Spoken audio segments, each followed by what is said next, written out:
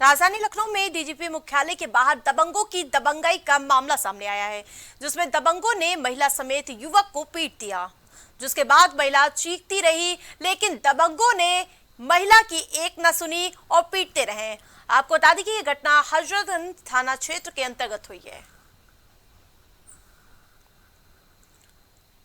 लखनऊ में एक सैलून कर्मी की घिनौनी करतूत सामने आई है, जिसमें जैद नाम के सैलून कर्मी ने एक युवक का थूक से फेस मसाज कर दिया। पीड़ित युवक को जब शक हुआ तो उसने सीसीटीवी फुटेज चेक करवाया, जिसके बाद पूरा मामला सामने आया। फिलहाल पीड़ित की तहरीर के आधार पर पुलिस ने आरोपी के खिलाफ मुकदमा दर्ज कर लिया है और जांच पड़ताल शुरू कर दी है।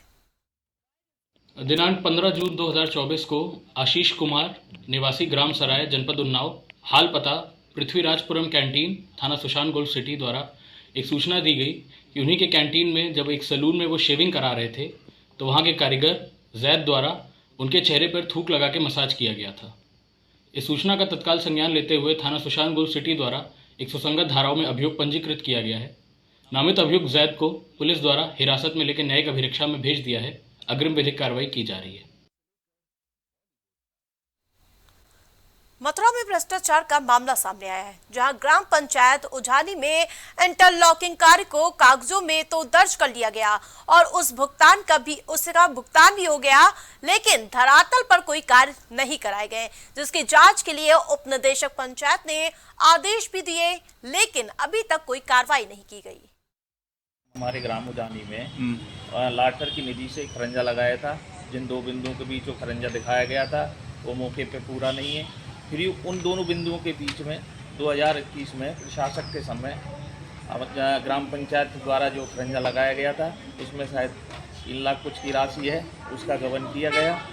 मैंने उसकी शिकायत IGRS पोर्टल पर की। IGRS पोर्टल पर DD उप निदेशक पंचायत के द्वारा उनके खिलाफ कार्रवाई करने के आदेश DPRO महोदय को दिए, लेकिन DPRO महोदय ने उस आदेश का पालन ना करके DPRO की कोई फर्जी जांच लगा के भेज दी।